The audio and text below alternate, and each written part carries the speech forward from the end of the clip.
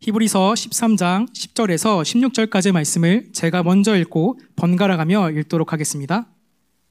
히브리서 13장 10절에서 16절까지 말씀입니다. 우리에게 제단이 있는데 장막에서 섬기는 자들은 그 제단에서 먹을 권한이 없나니 죄를 위한 짐승의 피는 대제사장이 가지고 성소에 들어가고 그 육체는 영문 밖에서 불사름이라. 그러므로 예수도 자기 피로써 백성을 거룩하게 하려고 성문 밖에서 고난을 받으셨느니라.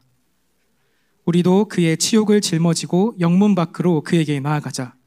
우리가 여기에는 영구한 도성이 없으므로 장차 올 것을 찾나니 우리는 예수로 말미암아 항상 찬송의 제사를 하나님께 드리자. 이는 그 이름을 증언하는 입술의 열매니라. 다 함께 읽겠습니다. 오직 선을 행함과 서로 나누어 주기를 잊지 말라. 하나님은 이 같은 제사를 기뻐하시느니라. 아멘. 이 시간 우리가 주어진 이 말씀을 가지고 영문 밖으로 그에게 나아가자라는 제목으로 하나님의 말씀을 증거하겠습니다. 우리가 살아가면서 한 번씩은 편지를 쓰셨을 것 같습니다. 저는 매해 편지를 쓰는데 여러분은 어떠신가요? 저는 어버이날에 편지를 쓰곤 합니다. 항상 편지를 시작할 때는 이렇게 시작합니다. 사랑하는 부모님께 하고 말이죠. 그런데 이 말씀이 계속해서 편지를 쓰다 보면은 점점 내용이 이렇게 바뀝니다. 부모님, 정말 잘못했습니다. 제가 한 해 더 잘하겠습니다. 라면서 반성을 하지요. 그리고 감사합니다. 라고 감사의 고백을 드립니다. 저를 이렇게까지 키워주시고 부모님의 사랑과 부모님의 정성이 저를 여기까지 인도하셨습니다. 라고 말이죠. 그런데 편지를 한번 살펴보니까는 그 결론이 항상 같았던 것 같습니다. 그것은 바로 부모님 사랑합니다입니다. 어떻게 보면 제가 여태까지 처음부터 끝까지 썼던 내용들은 이 부모님 사랑합니다. 그 한 구절을 위해서 달려왔다 해도 과언이 아닙니다. 이처럼 편지의 성격을 좌우하는 것은 이 마지막 문장인 것 같습니다. 우리가 감사합니다라고 편지를 마치면 감사문이 되고 잘못했습니다, 용서해 주세요라고 한다면 사과문이 되고 이처럼 이 편지의 마지막을 씀으로써 말미암아 우리가 그 편지의 성격을 규정할 수 있지요. 오늘 우리가 읽은 이 히브리서 13장 말씀은 그리스도인으로서의 삶에 대해서 말하고 있습니다. 우리가 볼 때에 그 살아남의 방법은 우리에게 굉장히 익숙한 방법으로 말하고 있지요. 장차 올 것을 구하라. 찬양의 제사를 드려라. 선한 일과 나눔을 잊지 말라. 그리스도인이란 당연한 이야기를 왜 굳이 이 히브리서를 기록한 사람은 마지막에 결론으로 드렸을까요? 13장이라는 긴 편지 마지막을 어떻게 삶으로 살아내라 라고 이야기를 하는 걸까요? 이 말씀을 이해하기 위해서는 우리가 히브리서를 알아야 합니다. 이 히브리라는 표현은 이스라엘 사람들이 스스로를 이스라엘의 자손, 야곱의 자녀, 유대인같이 자신들을 부르는 말 중에 하나입니다. 여기서 히브리는 하비루 혹은 아피루라 그래서 가로지르다, 건너가다 라는 뜻을 가지고 있죠. 그런데 얘 문헌을 살펴보니까 이 아피루, 그리고 이 아비루란 단어는 유랑하던 민족을 가리켰다고 합니다. 그래서 이 히브리라는 단어에는 유랑했던 그 정체성을 갖고 있죠. 노예로 계속해서 한 곳에 머물지 못하고 방황해야 했던 이스라엘의 정체성이 담겨 있는 것입니다. 그래서 이 히브리서는 예수님을 믿게 된 이스라엘 사람들, 그리고 그 중에서도 정착하지 못하고 유랑하는 것과 같이 그 인생들을 살아가는 사람들을 위해 쓴 편지라고 말할 수 있습니다. 그래서 히브리서를 주의 깊게 읽어보면 그들이 처해 있는 상황이 세상이 무너질 것 같은 어려움에 있다는 것을 우리가 볼 수 있지요. 이들은 그리스도인이라는 이유로 유익을 얻기는커녕 오히려 삶 가운데 핍박을 받습니다. 그동안 모았던 재물을 뺏기기도 하였고 자신의 생명의 위협을 받으며 갖고 있던 모든 것을 잃을 위험 상황에 처했던 것이지요. 그런데 이들이 자신의 생명, 자신의 재산, 자신의 명예를 보존할 수 있는 한 가지 방법이 있었습니다. 그것은 바로 유대교에 편승하는 것이었지요. 이 이스라엘이 멸망할 때에 수많은 제국의 지배를 받으면서 그 땅을 유대 지역이라고 얘기를 했습니다. 그 이유는 이 이스라엘의 마지막 나라의 이름이 유다였기 때문이죠. 그래서 그 지방을 살아가는 이 유대인들이 믿는 신앙이 바로 유대교였습니다. 그런데 이 유대교를 얼핏 보면은 기독교와 크게 달라 보이지 않습니다. 여호와 하나님을 똑같이 부르짖으며 구약 성경을 똑같이 읽으며 그 예배 형식 또한 우리와 비슷한 것을 볼 수 있지요. 그 당시에 유대교는 이 이스라엘 지역을 지배하고 있던 로마에 인정받은 종교였습니다. 그렇기 때문에 유대교에 편승을 한다면 이 기독교인들은 자신들의 재산을 지킬 수 있었고 자신들의 명예를 지킬 수 있었습니다. 우리가 잘 알고 있는 바리새인, 서기관들이 바로 이 유대인이었지요. 그래서 신약 성경을 읽어보면은 이 교회 공동체가 계속해서 유대교와 스스로를 구별하는 것을 볼 수 있습니다. 교회 공동체만의 정체성을 확보하고자 했던 것이지요. 언뜻 보기에 이 둘은 굉장히 유사해 보입니다. 그런데 중요한 것은 이 둘, 유대교와 그리스도교를 구분짓는 단 한 가지 사실이 있습니다. 그것은 바로 예수 그리스도가 누구시냐이죠. 유대인들에게 예수 그리스도는 어쩌면은 선지자 중 한 사람이었을 것입니다. 또한 그들 중에 훌륭한 사람들로 기억할 수 있었지요. 심지어는 그들은 예수님을 신성모독자라 불렀습니다. 그런데 우리에게 있어서 우리 주님 누구십니까? 예수 그리스도는 우리의 주인이시죠. 우리의 구원자이십니다. 이 중요한 사실이 그들을 이 유대인과 기독교인을 구분짓는 분기점이었던 것입니다. 그런데 이 히브리 공동체는 이 고백을 지키지 못했던 것 같습니다. 그들은 현실 타협적인 모습을 보였고 이러한 자세는 점차 그들을 자신의 신앙에서 떠나게 하는 어려움을 겪게 하였지요. 그냥 딱 한 번 눈 감고 예수님을 주로 고백하지 않는다면 그들의 모든 것을 보존할 수 있는 그 상황. 그것이 바로 이 히브리서를 받아든 교회 공동체의 현실이며 실존이며 문제였습니다. 그래서 이 히브리서를 기록한 저자는 예수 그리스도가 누구시냐로 이 편지를 시작합니다. 사소하게 생각하고 접어뒀던 그 예수가 누군지를 아는 것이 우리의 신앙에서 매우 중요함을 밝히고 있는 것이지요. 이 기본을 공동체가 굳게 지킨다면은 그 무엇으로도 어떠한 위협으로도 이 공동체가 자신을 보존할 수 있기 때문입니다. 이러한 이유로 히브리서의 중심 메시지는 예수 그리스도를 재발견하라입니다. 서두에 말씀드린 것처럼 편지의 성격을 짓는 것은 바로 이 변론이라고 말씀드렸습니다. 이러한 배경 아래에서 오늘 본문을 읽었을 때 우리는 새로운 사실을 알 수 있지요. 예수를 재발견하라라는 이 주제에서 히브리서는 마지막 결론으로 살아가는 것에 대해서 말하고 있습니다. 예수 그리스도가 누군지를 아는 것에서 그 고백에서 그치지 않고 너희가 그리스도인으로 살아가라고 권면하고 있는 것이지요. 이렇게 편지를 받아든 공동체가 그 뜨거워진 마음을 가질 때에 결국에는 한 가지 질문으로 귀결될 수밖에 없습니다. 예수님을 재발견했는데 내가 과연 어떻게 살아야 할까 말이죠. 이에 대해서 히브리서 13장은 이렇게 얘기하고 있습니다. 형제를 사랑하고 손님을 대접하고 핍박받는 자들을 생각하며 그들을 보살피는 삶, 결혼을 귀히 여기며 부부관계를 소중히 여기는 삶, 돈을 사랑하지 않고 오직 하나님께서 주신 그 은혜에 감사하는 삶, 이것이 히브리서 13장이 말하는 그리스도인의 삶입니다. 그런데 이렇게 살아가는 삶이 어떠한 의미가 있을까요? 이렇게 살아가는 삶은 유대인도 어쩌면 세상 사람들도 똑같이 살아가고 있지 않습니까? 다른 사람들을 도와주며 자신들만의 신을 부르짖으며 우리와 별반 다를 바가 없습니다. 도대체 무엇이 다른 걸까요?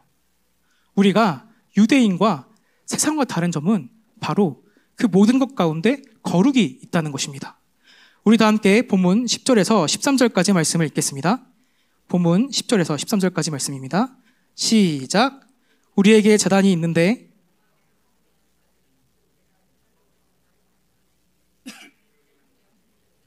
대제사장이 가지고 성소에 들어가고 그 육체는 영문 밖에서 불사름이라. 그러므로 예수도 자기 피로써 거룩하게 하시려고 성문 밖에서 고난을 받으셨느니라. 그런즉 우리도 그의 치욕을 짊어지고 영문 밖으로 그에게 나아가자. 아멘.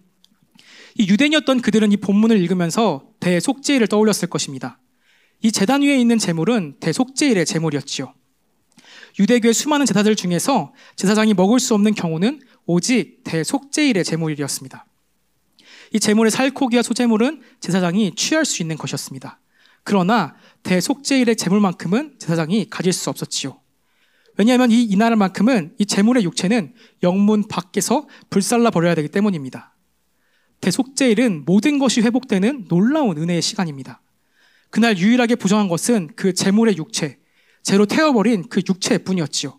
그렇기 때문에 부정하다 말하는 영문 밖에서 그 제물을 태웠던 것입니다. 그런데 이 히브리서를 기록한 사람은 대속죄일을 말하면서 영문 밖에 세워져 있는 예수 그리스도의 그 십자가를 가리킵니다. 그리고 너희가 머물고 있는 그 영문 안이 거룩한 것이 아니라 예수 그리스도가 계신 그 영문 바깥이 거룩하다 밤대히 선포하고 있습니다. 거룩이 뭘까요? 거룩은 성경 원어에 보면은 다양한 단어들로 표현되고 있습니다. 그런데 공통된 의미는 세 가지로 요약할 수 있죠. 구별하다, 분리하다, 그리고 깨끗하다라는 공통점을 갖고 있습니다. 즉 죄악과 부정으로부터 자신을 분리하고 오직 하나님의 소유로서 자신의 삶을 구별하여 드리는 깨끗한 상태를 거룩이라고 말하고 있습니다. 이 이스라엘 사람들은 제사를 통해서 자신들이 먹는 그 음식 관습을 통해서 세상과 구별되며 자신이 하나님께 속했음을 보여주고 있지요. 그런데 오늘 본문에는 이 기존의 이스라엘 사람들이 갖고 있던 거룩의 의미에 대해서 전혀 다른 고백을 하고 있습니다. 이스라엘이 가지고 있는 그 거룩에 대한 개념을 철저히 무너뜨리고자 하는 것이죠. 우리 다 함께 본문 12절에서 13절까지 말씀을 한 번 더 읽겠습니다. 12절에서 13절까지 말씀입니다. 시작. 그러므로 예수도 자기 피로써 백성을 거룩하게 하려고 성문 밖에서 고난을 받으셨느니라. 그런즉 우리도 그의 치욕을 짊어지고 영문 밖으로 그에게 나아가자. 아멘. 이 유대인의 거룩은 이 부정과 단절이었습니다. 부정한 것을 만지면 부정한 것이었지요. 그래서 모든 부정한 것들을 만지지 않음으로써 자신들을 거룩하다라고 말하였습니다.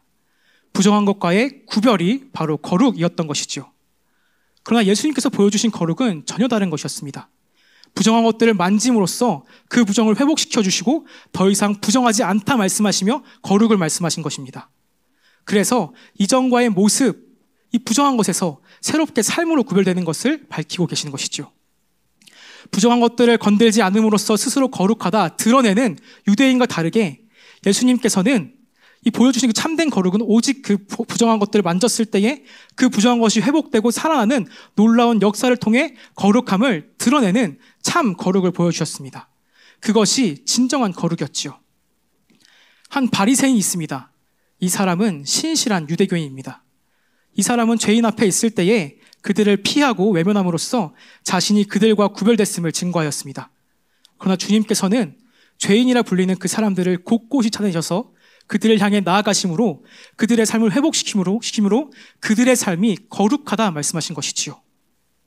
그렇기에 거룩은 진영 안에서 울타리를 두르며 안과 밖을 나누고 이곳은 거룩하다 저곳은 거룩하다 말하는 것이 아니라 우리의 주님 예수 그리스도 서 계신 그곳이 거룩한 곳입니다. 새롭게 하시는 분, 이전과 다르게 우리 삶을 회복시키시는 그 주님 계신 곳이 바로 거룩한 것이지요. 영문 밖으로 나아가자 외치는 것은 이 안과 밖을 나누는 것이 아닙니다. 우리 주님이 어디 계시냐는 것이지요. 그리스도가 어디 계신가에 주목하고 있는 것입니다. 예수께서 영문 안에 계시다면 우리는 영문 안으로 나아가야 합니다. 우리 주님께서 영문 밖에 계시다면 우리 또한 영문 밖으로 나아가야 되는 것이지요. 오늘 우리에게 주신 말씀은 부정하다 말하며 아무도 가지 않는 그곳에 계신 주님을 보며 우리의 사고의 틀, 우리의 신앙의 틀 안에 있는 그 거룩의 틀을 철저히 부수며 우리 주님 계신 그곳으로 나가자 외치고 있는 것입니다. 사랑하는 성도 여러분, 거룩한 삶을 살고 계십니까? 참 거룩한 삶을 살아가고 계십니까? 우리가 이 거룩의 의미를 계속해서 묻지 않는다면 우리의 기도와 찬양, 우리가 드리는 그 섬김의 의미가 진정한 고백이 되지 못하는 것이지요. 하나님을 향한 우리 삶의 증거가 되지 못하는 것입니다. 오히려 하나님이 아닌 우리 스스로가 벽을 세우며 이곳이 거룩하다 말하며 우리 주님과 멀어지며 우리 스스로를 고립시킬 뿐인 것이지요.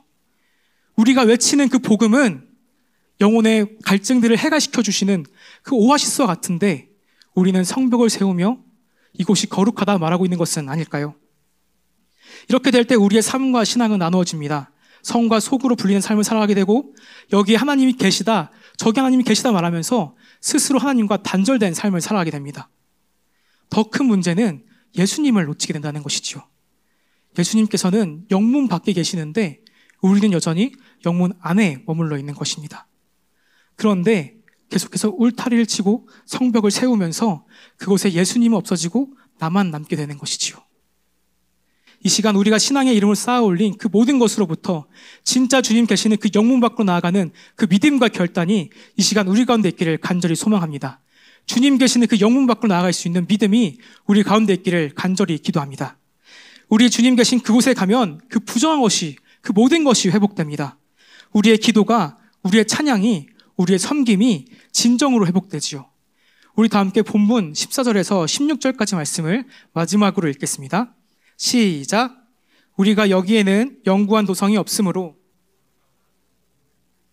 그러므로 우리는 예수로 말미암아 항상 찬송의 제사를 하나님께 드리자. 이는 그 이름을 증언하는 입술의 열매니라. 오직 선을 행함과 서로 나누어 주기를 잊지 말라. 하나님은 이 같은 제사를 기뻐하시니라. 아멘.